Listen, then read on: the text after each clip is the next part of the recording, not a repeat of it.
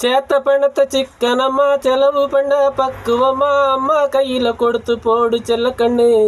உங்க அம்மா கையில் கொடுத்து போடு செல்ல கண்ணு. அவங்க 600 ஆக்குவாங்க செல்ல கண்ணு. அவங்க 600 ஆக்குவாங்க செல்ல கண்ணு. இது சேமிப்புக்கு பெண்கள் தான் சிறந்தவங்கிறதுக்காண்டி அந்த காலத்தில் பாடின பாட்டுங்க. அந்த காலத்தில் உள்ள பெண்கள் என்ன பண்ணுவாங்கன்னா, 5க்கு பின்னாடி வர 6 ரூபாயை நம்ம கையில் கொடுத்தா 99க்கு அடுத்து வர 100 ரூபாயை பெருக்கி காண்பிப்பாங்க. அதுதான் அந்த காலத்து பெண்கள். 7க்கு முன்னாடி வர 6 ரூபாயை நாம் அவங்க கையில் கொடுத்தா 101க்கு முன்னாடி வர 100 ரூபாயை அவங்க சேமித்து காட்டுவாங்க. அதுதான் அந்த காலத்து பெண்களோட பண்பாடு. ஆனால் இப்போ இருக்க பெண்கள்கிட்ட அதே 6 மாதிரி உள்ள செல்வத்தை கொடுத்தோம்னா, 6ன்னா எந்த 6? தாமிரபரணி மாதிரி இருக்கிற பெரிய அளவில் இருக்கிற சொத்தையோ இல்லை சேமிப்பையோ அவங்க கையில் கொடுத்தா 5க்கு அடுத்து வர 6 மாதிரி சுருக்கி காண்பிச்சிருவாங்க இந்த காலத்து பெண்கள். வைகை நதி மாதிரி பெரிய 6ஆக இருக்கிற செல்வத்தை அவங்க கையில் கொடுத்தா முன்னாடி வர 6 மாதிரி சுருக்கி காண்பிச்சிருவாங்க இந்த காலத்து பெண்கள். தள்ளுவண்டி தக்காளி கடைக்காரங்க கிட்ட காட்டுத தைரியத்தையும் கண்டிஷனையும் ஜவுளி கடைகளில் போய் காட்டுறதில்ல இந்த காலத்து பெண்கள்.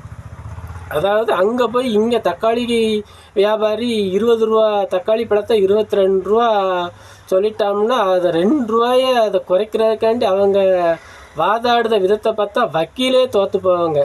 அவ்வளோ ஒரு அருமையாக வாதாடி அந்த தக்காளி பழத்தை வாங்குறாங்க.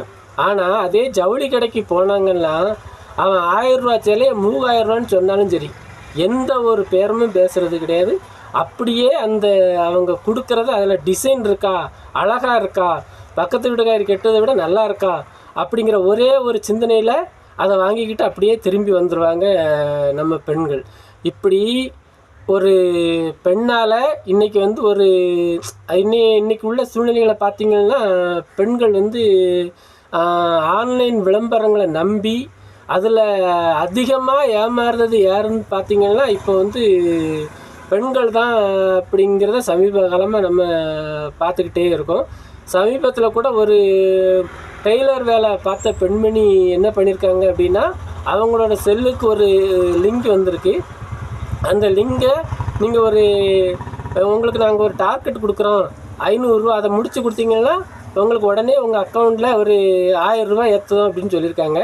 இவங்களும் உடனே அதை நம்பி டக்குன்னு என்ன பண்ணுறாங்க, முதல்ல ஆரம்பத்தில் அவங்க அந்த மீனை பிடிக்கிறதுக்கு தூண்டிலில் புழுவப்பட்ட மாதிரி சின்னதாக ஏதோ ஒரு டார்கெட்டை கொடுத்து அவங்க அதை சொன்ன உடனே டக்குன்னு இவங்களோட அக்கௌண்ட்டில் ஒரு 1000 ரூபா ஏற்றிருந்தாங்க. இவங்களுக்கு 1000 ரூபா ஏற்றின உடனே கை காலம் ஓட மாட்டேங்கி. அதுக்கப்புறம் என்ன பண்ணுறாங்க, நம்ம 500 ரூபா போட்டதுக்கே 1000 ரூபா கிடைக்குதா அப்படின்னு பார்த்துக்கிட்டு பக்கத்து வீட்டில் யாருக்கிட்டையும் சொல்லிடக்கூடாது, எல்லாருமே பிறகு இதை மாதிரி சம்பாதிக்க ஆரம்பிச்சிருவாங்க அப்படின்னு அவங்க மனசு நினச்சிக்கிட்டு அவங்க சொல்லக்கூடிய டார்கெட்டுக்கெலாம் அதுக்கப்புறம் இந்த மகுடிக்கு மயங்கின பாம்பு மாதிரி அவங்க என்னெல்லாம் சொல்லாங்களோ அவங்க சொல்கிற அக்கௌண்ட் நம்பருக்கெல்லாம் ரூபாயை அள்ளி அள்ளி அவங்கக்கிட்ட இல்லாட்டா சொந்த பந்தங்கள்கிட்ட வாங்கி அவங்கக்கிட்டையும் இல்லாட்டா வட்டிக்கு வாங்கி எவ்வளோ ரூபா என்ன ஏது எதுவே கிடையாது வீட்டுக்காரருக்கு தெரியாமல் சமீபத்திலலாம் ஒரு பெண்மணி பார்த்திங்கன்னா 21 லட்ச ரூபா ஆன்லைனில் ஏமாந்துருக்காங்க. அதுக்கப்புறம் 21 லட்ச ரூபா ஏமாந்ததுக்கப்புறமா அவன் அதுக்கப்புறமா ரூபா கேட்ட பிறகு தான் இவங்க வேறு வழியே இல்லாமல் என்ன பண்ணன்னு தெரியாமல் காவல் நிலையத்தில் போய் புகார் கொடுத்துருக்காங்க. அது எப்படி, அதாவது பெண்கள்லாம் சிக்கனத்துக்குன்னு அந்த காலம் சொல்லுவோம். ஆனால் இப்போ உள்ள பெண்கள்லாம் இந்த ஆன்லைன் விளம்பரத்தை நம்பி அது உண்மையா பொய்யா எதுவுமே தெரியாமல் அதில் போய் அகப்பட்டுக்கிட்டு வாழ்க்கையை சிக்கி சீரழிச்சிருக்காங்க. இப்படி தான் பார்த்திங்கன்னா ஒரு நிறுவனம் 360 ரூபா கட்டி டெய்லி விளம்பரம் பார்த்தா 7 ரூபா அவங்க அக்கௌண்ட்டுக்கு ஏறுமா. நல்லா கவனிச்சுக்கோங்க, 360 ரூபா கட்டி நாம் அவங்க ஒரு 5 நிமிஷம் அவங்க போடுற விளம்பரங்களை பார்த்தா 7 ரூபா ஏறுமா. அதுக்கப்புறம் 3600 ரூபா கட்டினா 12 ரூபா ஏறுமா. இது என்னங்க நியாயம்? 360 ரூபாய்க்கு 7 ரூபா ஏறுனா 3600 ரூபாய்க்கு 70 ரூபா ஏறணும். அதுதானே நியாயம்? நான் 360 ரூபா 7 ரூபா அவங்க தாரேன்னு சொல்லதே பொய், ப்ராடு, பித்தலாட்டம்னு சொல்கிறேன். அப்போ 3600 ரூபாய்க்கு அவங்க எப்படி 12 ரூபா கொடுக்க முடியும்? 3600 ரூபாய்க்கு 12 ரூபானா 36000 ரூபாய்க்கு டெய்லி 120 ரூபாயாம். அந்த 5 நிமிஷம் விளம்பரம் பார்த்தா 36000 ரூபாய்க்கு 120 ரூபாயாம். அதுக்கப்புறம் பார்த்திங்கன்னா 72000 ரூபாய்க்கு 240 ரூபாயாம். ஒரு நாளைக்கு 72,000 நம்ம அந்த கம்பெனி பேரில் பணம் கட்டினா அவங்க போடுற விளம்பரத்தை 5 நிமிஷம் பார்த்தா 240 நமக்கு கொடுக்காங்கன்னா, அது மட்டும் இல்லை, அதுக்கப்புறம் அதுக்கு மேலே ஒரு ஸ்கீம் என்னன்னு பார்த்தீங்கன்னா 1,20,000 கட்டினா ஒரு நாளைக்கு 480 அந்த 480 நம்ம அக்கௌண்ட்டில் ஏறும் அப்படின்ட்டு ஒரு பெண்மணி நம்பி அந்த வாழ்க்கையே தொலைச்சி அவங்ககிட்ட இருந்த சேமிப்பெல்லாம் கெடுத்து இன்றைக்கி கடன்காரங்களாக நடுத்தருவில் நிற்கிறாங்கங்க கதையை தான் நான் இப்போ உங்ககிட்ட சொல்ல போகிறேன். நீங்கள் நல்லா யோசிச்சு பாருங்கள். 1,20,000 நம்ம கொடுத்தா அவங்க 480 கொடுப்பாங்களாம். அது மட்டும் இல்லையா, இன்னொரு ஆளை நமக்கு அடிஷனலாக யாராவது அந்த 1,20,000 கட்டுற மாதிரி அந்த நிறுவனத்தில் நாம் சேர்த்து விட்டோம்னா அதுக்கு 200 நமக்கு தனியாக பணம் வருமா. அப்போ மொத்தம் 680 இப்படின்னு ஒரு பெண்மணி ஏமாந்து அவங்க ஃபஸ்ட்டு வந்து ஒரு 3,600 என்னமோ கட்டியிருக்காங்க. அதுக்கப்புறம் டெய்லி விளம்பரம் பார்த்துக்கிட்டே இருந்தோன்னே ஒரு 12 அப்படி வந்துக்கிட்டே இருந்திருக்கு. இது எப்படின்னு பார்த்தீங்கன்னா, சின்ன மீனை போட்டு பெரிய மீனை பிடிக்கிற கதை. அதாவது நீங்கள் நல்லா யோசித்து பாருங்கள், அவங்க என்ன பண்ணுதாங்க, என்ன தொழில் பண்ணுதாங்க அந்த நிறுவனம், எதையுமே இந்த பெண்கள் யோசிக்கிறது கிடையாது.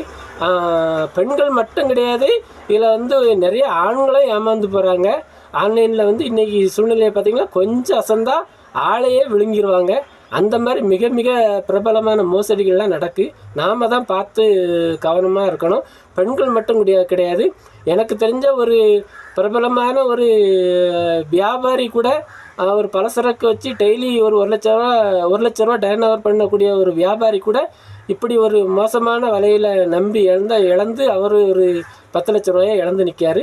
இது நான் கண்கூட கண்ட உண்மை.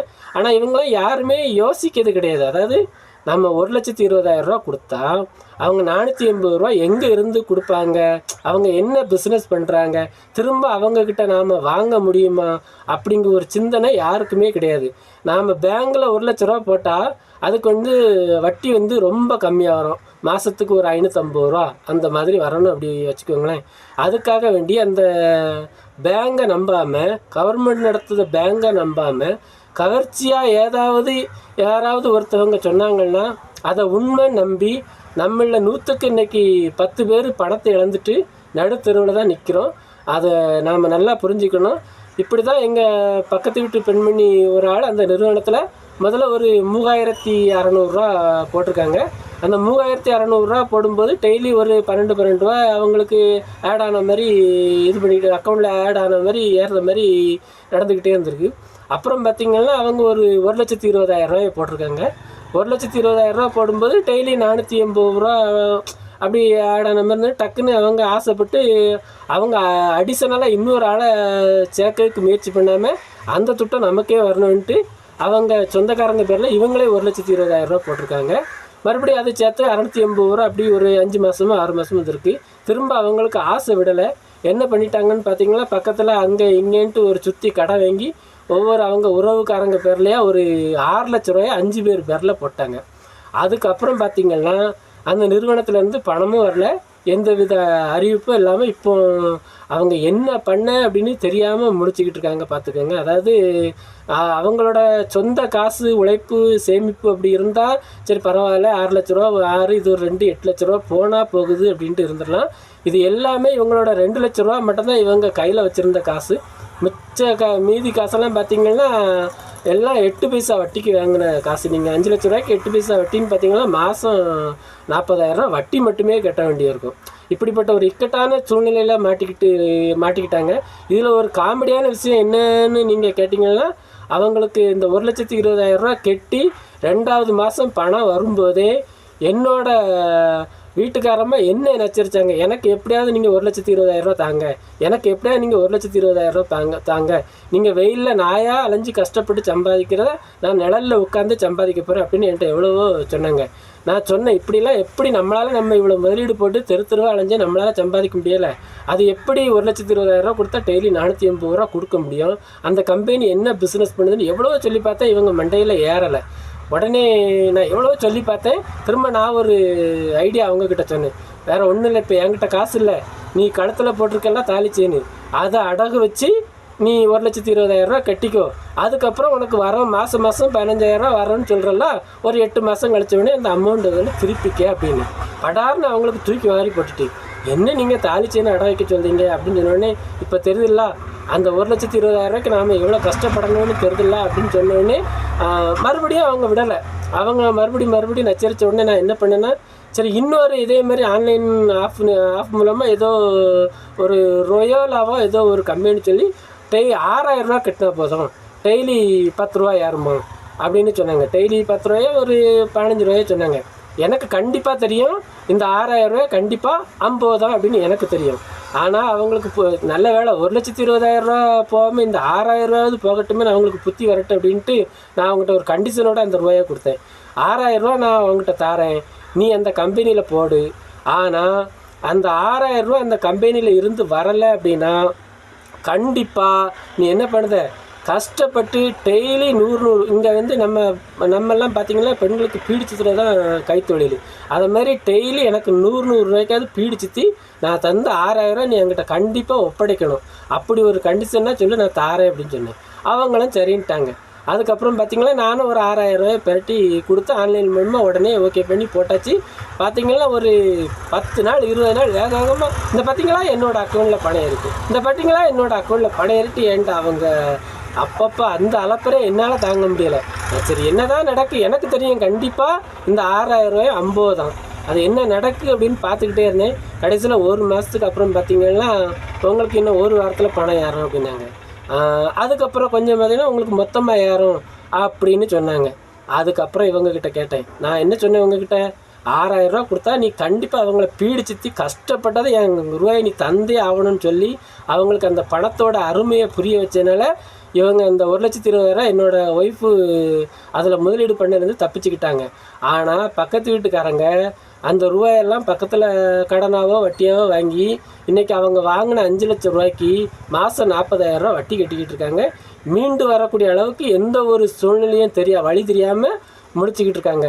அதனால் இன்றைக்கி உள்ள பெண்கள்லாம் நல்லா யோசிச்சுக்கணுங்க. பெண்களாக இருந்தாலும் சரி ஆண்களாக இருந்தாலும் சரி, நாம் உழைக்காமல் வருமானம் வருது அப்படின்னு நம்பி கண்டிப்பாக எதுலேயும் முதலீடு பண்ணாதங்க.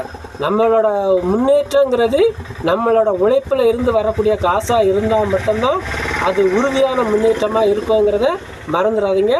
ஆண்களாக இருந்தாலும் சரி பெண்களாக இருந்தாலும் சரி. அதாவது அப்போ வந்து என்னென்னா சொன்னாங்களே, சேர்த்த பணத்தை சிக்கனமாக செலவு பண்ண பக்குவமா அம்மா கையில் கொடுத்து போடு செல்லக்கண்ணு, அவங்க 600 ஆக்கு வாங்க செல்லக்கண்ணு அப்படிங்கிறத மனசில் வச்சுக்கிட்டு அந்த காலத்து பெண்மணிகள் மாதிரி வாழ்க்கையில் சேமித்து சிந்தித்து செயல்பட்டு நம்மளோட குடும்பத்தை முன்னேற்றுங்க.